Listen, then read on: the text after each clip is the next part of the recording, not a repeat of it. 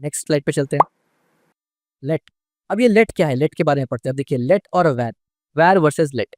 Late modern, let जो है ये एक्मा स्क्रिप्ट ES5 ES6 में आया है, ये नया वर्जन है, ठीक है। Modern, modern way to declare block scope variable with in block, यानी ब्लॉक स्कोप क्या होता है वो हम लोग डिस्कस करेंगे। Can not be redeclare in a same recommended for modern JavaScript. एक एक करके समझिए। पहली बात तो ये है कि जो लेट है ये मॉडर्न जावास्क्रिप्ट में आया है, पहले लेट नहीं था। तो पहले क्या था, पहले वैर्स, ठीक है।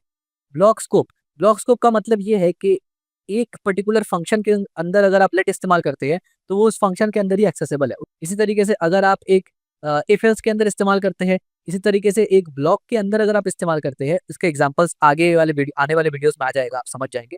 अभी सिर्फ इतना याद रखिए कि ये ब्लॉक स्कोप है, और ब्लॉक स्कोप का मतलब ये है कि अगर एक फंक्शन के अंदर लेट इस्तेमाल किया एक नाम से, और अगर उसको मैं बाहर एक्सेस करना चाहूँ वो एक्सेस नहीं कर सकता। बस आपको ये याद रखना है, ये ब्लॉक स्कोप है। जब हम लोग स्कोपिंग पढ़ेंगे ना, तब ब्लॉक स्कोप बोलूंगा तो आपको ध्यान में आ जाएगा कि अच्छा लेट भी ब्लॉक स्कोप में आता है। Can not redeclare in a same scope, ये हमने पहले देख लिया था कि सेम स्कोप में, यानी अगर एक फंक्शन है उसमें आप सेम नाम से दो लेट इस्तेमाल नहीं कर सकते। एक फंक्शन के अंदर सेम नाम से दो लेट इस्तेमाल नहीं कर सकते। लेट का मतलब है कि लेट नाम से डिक्लेयर किया, मैंने बोला लेट एक्स और कुछ वैल्यू, और उसी फंक्शन के अंदर मैं लेट एक्स नहीं कर सकता, उस फंक्शन के बाहर कर सकता हूँ, क्योंकि उस फंक्शन के बाहर उसका ब्लॉक अलग है, स्कोप अलग है।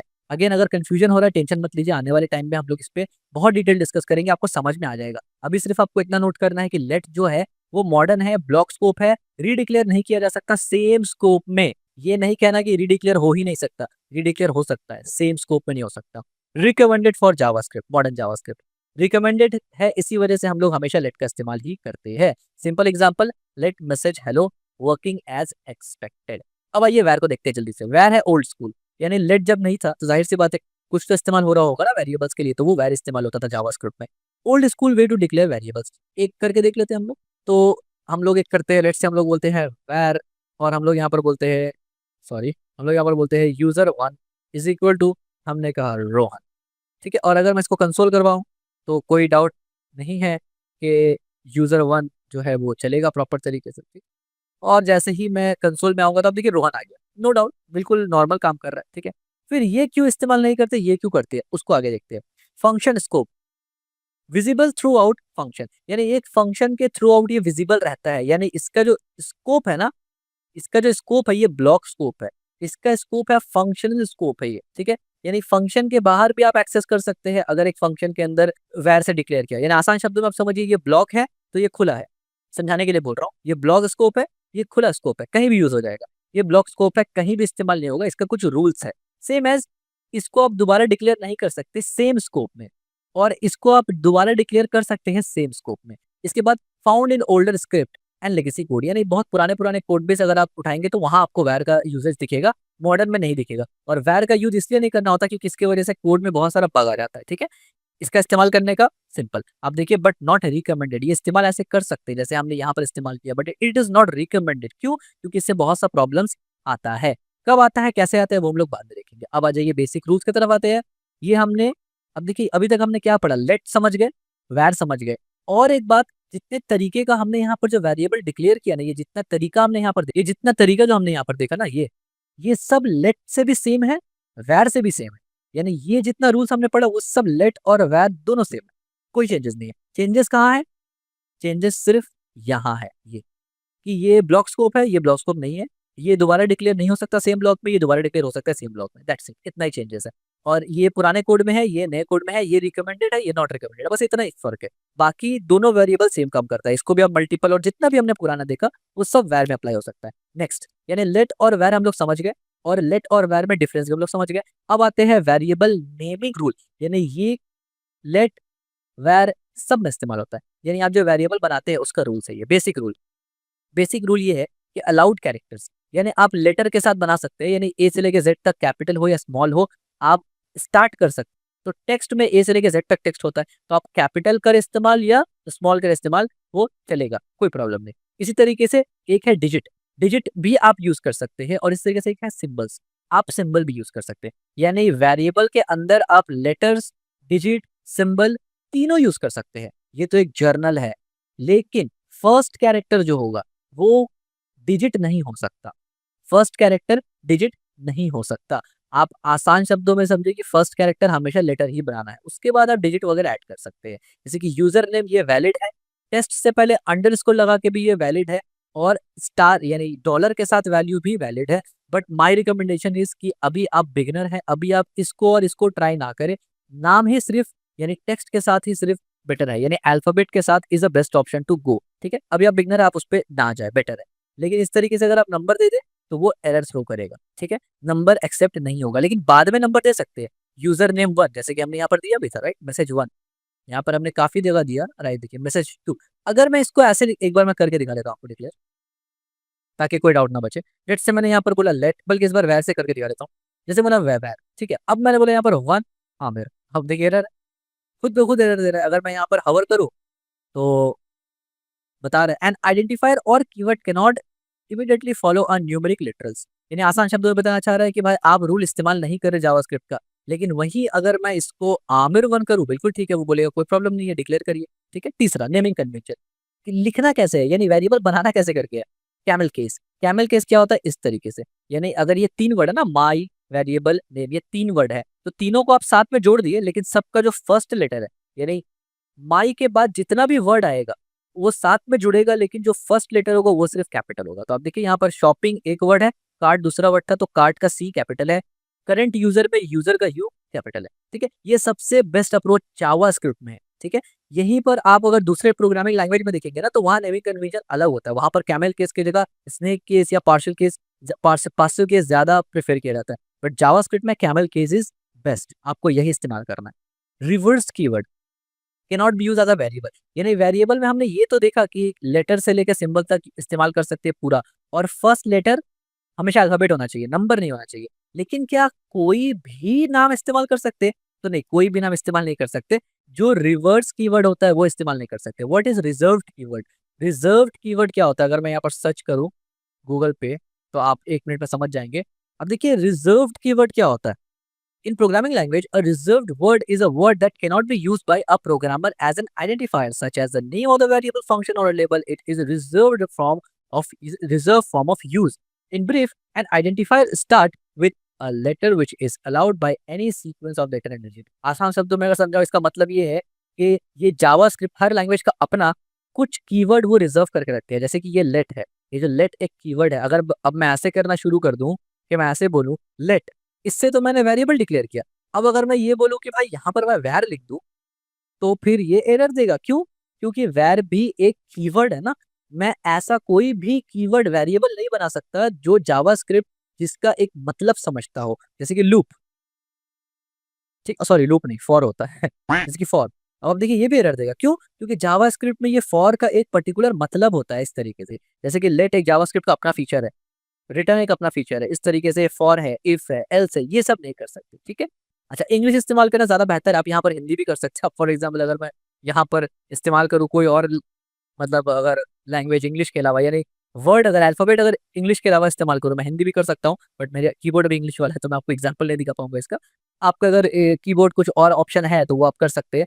जैसे कि फॉर एग्जाम्पल शायद मैं यहाँ कर सकता हूँ, लेट से मैंने यहाँ पर लिखा लेट, मेरा को पायलट यहाँ से दोबारा स्टार्ट हो गया, मैं बंद कर देता हूँ। मैंने यहाँ से लिखा लेट, और लेट से मैं यहाँ पर अपना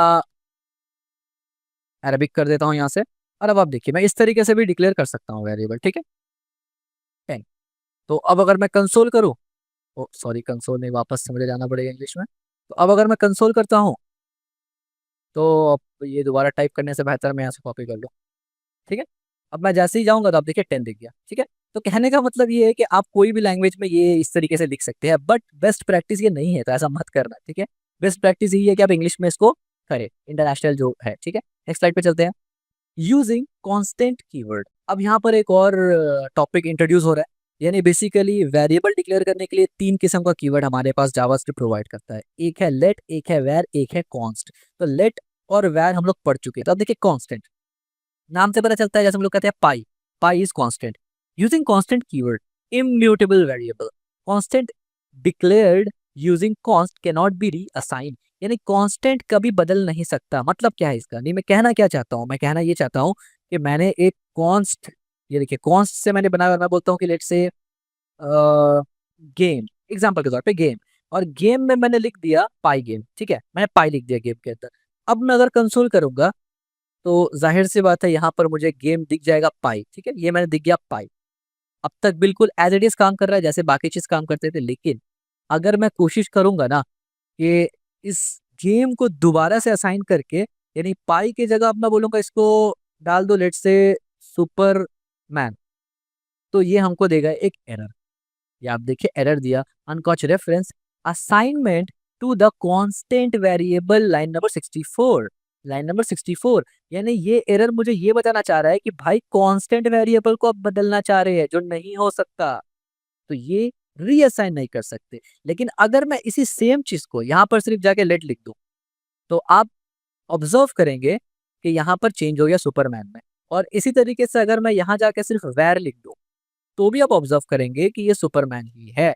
लेकिन जैसे ही मैं यहाँ पर कॉन्स्ट लिखूंगा, तो आप ऑब्जर्व करेंगे वो एरर दे देगा, ठीक है। तो अब ये एक फर्क हो गया कॉन्स्ट का। अब आइए दोबारा से कॉन्स्ट पे चलते हैं कि ये रीडिक्लेयर नहीं हो सकता दोबारा से, ठीक है। व्हेन टू यूज कांस्टेंट, अच्छा अब कांस्टेंट इस्तेमाल कब करना है, और कांस्टेंट का भी कुछ बेस्ट प्रैक्टिस होते हैं। अपर केस कांस्टेंट, कांस्टेंट को हमेशा ऐसे लिखा जाता है, यानी जस्ट एक गुड प्रैक्टिस है, इससे आपको पता चलता है कि ये कांस्टेंट है, ठीक है।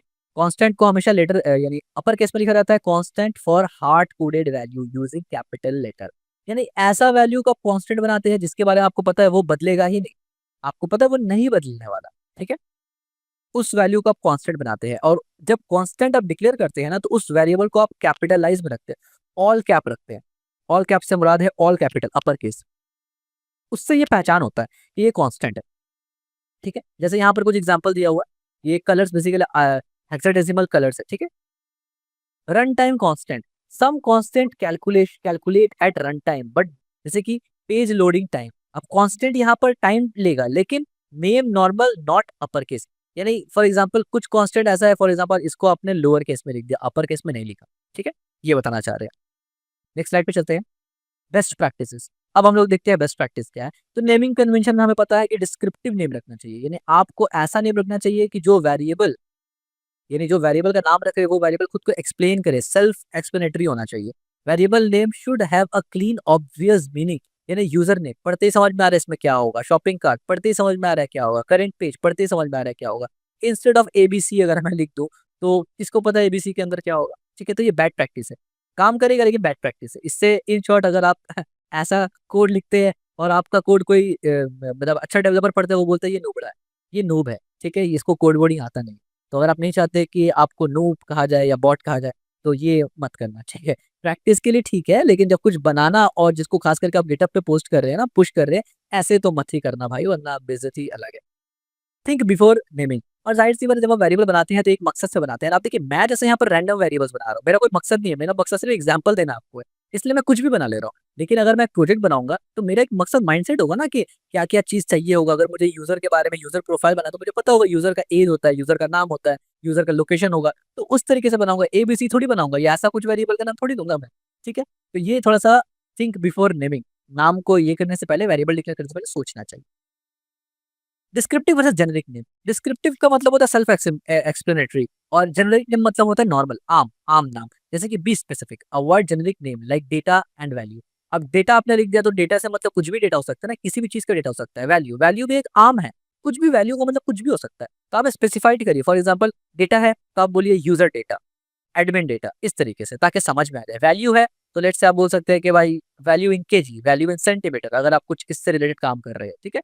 इसी तरीके से बी कॉन्साइज, यानी अब मैंने कहा कि डिस्क्रिप्टिव बनाओ, एक्सप्लेनेटरी बनाओ, इसका ये मतलब नहीं है कि आप वेरिएबल डिक्लेयर करने जाते हैं और आप कहते हैं कि hey this is my user name, अब ऐसा वेरिएबल भी मत बना देना, ठीक है। इस तरीके से करके आप ये नहीं करना कि भाई आमिर सोहेल, ठीक है, इस तरीके से आप मत करना, ये भी कुछ ज्यादा ही हो गया। इससे भी आप नो ही करार पा जाएंगे, ठीक है। यानी इफरात तो तफरीद नहीं कर रहा। अब ये अफराद तफरीद का मतलब क्या होता है, यानी एक्सट्रीमिस्ट नहीं बनना आपको, ना आपको इस तरफ जाना है कि एबीसी से काम चला लेते हैं, ना आपको इतना एक्सप्लेन करने के कि एक लाइन तो भाई इस वेरिएबल का नाम ही डाल दिया, दोनों ही नहीं करना है, ठीक है। बी कॉन्साइज, यानी इतना सा वेरिएबल का नाम हो कि जो बस आपको एक्सप्लेन कर दे कि उसके अंदर क्या मिल सकता है। एम्बिग्यूटी नेम भी नहीं रखना है, ठीक है, यानी अवॉइड एम्बिग्यूटी। फॉर एग्जांपल आप ऐसा रखें नेम्स वर्क्स, अब भाई वर्क्स नेम से क्या ही पता चलेगा अंदर में, कि आप कहेंगे पता चलेगा वर्क है ना, अबे तो किसका वर्क है, आप जब एक एप्लीकेशन बनाते हैं तो उसमें काम अगर है तो एक काम तो नहीं होगा ना, एक यूज़र का काम नहीं होगा ना, बहुत सारा चीज़ होता है। वो आगे हम लोग जब पढ़ेंगे, इसको बोलते हैं लॉजिकल थिंकिंग। इसको बोलते हैं रियल वर्ल्ड में जब आप काम करते हैं ना, तो आपका जो एक थिंकिंग है या नॉलेज है वो इंक्रीज़ होता है। वो हम लोग पढ़ेंगे जब प्रोजेक्ट बनाएँगे, ठीक है? रीयूज़ और recreate, create a new variable for different values rather than reusing existing one. बहुत से लोग ऐसे करते हैं कि एक वेरिएबल बनाया उसी को बार-बार इस्तेमाल कर रहे हैं, वैल्यू चेंज कर करके। भाई ये मत करो, इतना कंजूसी मत करिए, कुछ फ़र्क नहीं पड़ने वाला। And extra variable is good not an evil. वो काटेगा नहीं, एक्स्ट्रा वेरिएबल जितना बनाते हो वो अच्छा है। अननेसेसरी नहीं बनाना, लेकिन एक्स्ट्रा बनाएँगे तो अच्छा है। वेरिएबल का हर एक टॉपिक कवर हो चुका है। आई एम सॉरी कुछ टेक्निकल ग्लिच की वजह से। समरी हम लोग जल्दी से देख लेते हैं। वेरिएबल डिक्लेरेशन हमने देख लिया जिसमें लेट क्या होता है, मॉडर्न है, वर क्या होता है, कॉन्स्ट क्या होता है, इनमें फ़र्क क्या है वो सब हमने देख लिया। दूसरा हमने देख लिया कि नेमिंग रूल्स क्या-क्या होता है, लेटर्स इस्तेमाल करना है यानी लेटर, डिजिट और सिंबल तीनों यूज़ कर सकते हैं। फर्स्ट कैरेक्टर हमेशा यानी फर्स्ट कैरेक्टर हमेशा लेट डिजिट नहीं होगा। कैमल का इस्तेमाल करना है आपको मल्टी वर्ड नेमिंग के लिए। बेस्ट प्रैक्टिसेस भी हमने देख लिया कि यूज़ करना है डिस्क्रिप्टिव नेम, मेंटेन कंसिस्टेंसी करना है, create a new variable rather than reusing. जरूरत पड़े तो नया वेरिएबल क्रिएट कर सकते हैं। Key concepts variables are name storage for data, यानी जो भी डेटा आप स्टोर कर रहे हैं अपने प्रोग्राम में वेरिएबल उसके लिए होता है, ठीक है? Value can be change, value आप चेंज भी कर सकते हैं एक्सेप्ट कांस्टेंट। जैसे हमने एग्जांपल देख लिया कि कांस्टेंट में आप वैल्यू चेंज नहीं कर सकते। Avoid reserved keyword as a name, जैसे हमने पहले ही देख लिया कि रिजर्व्ड कीवर्ड इस्तेमाल नहीं करना, ठीक है? Variable are a fundamental building blocks. Good naming and a proper declaration make code more readable and maintainable. और ये बहुत इंपॉर्टेंट चीज़ है। लास्ट एक छोटा सा लाइन है but literally believe me this is really very important, जो आपका लेवल और स्किल आपको बताता है कि आपको कितना आता है। तो वीडियो काफ़ी लंबा हो गया एंड आई एम सॉरी, मैं क्या करूँ, अगर एक्सप्लेन करूँ अच्छे से तो लंबा हो ही जाता है। आप देख लेना यार, आपको आई होप सीखने को बहुत कुछ मिलेगा। अगर आप बिगिनर हैं तो खास करके, अगर आप इंटरमीडिएट आप स्किप करके देख सकते हैं, आपको काफ़ी सारा चीज़ पता होगा अभी। लेकिन टेंशन मत लेना, अगर आप इंटरमीडिएट, आपके लिए भी आगे जब इंटरमीडिएट टॉपिक में डिस्कस करूँगा, तो आपको समझ में आएगा कि बहुत सारा टॉपिक शायद आपको भी ना पता हो, आपको फ़ायदा होगा। तो अगर अब तक ये वीडियो आप देख रहे हैं, तो लाइक करना तो बनता ही है ना मेरे भाई, और सब्सक्राइब तो बनता ही है। मतलब जब लाइक और शेयर भी कर देना, ये अच्छा है कि आप खुद भी सीखें, दूसरों को भी सीखने दें।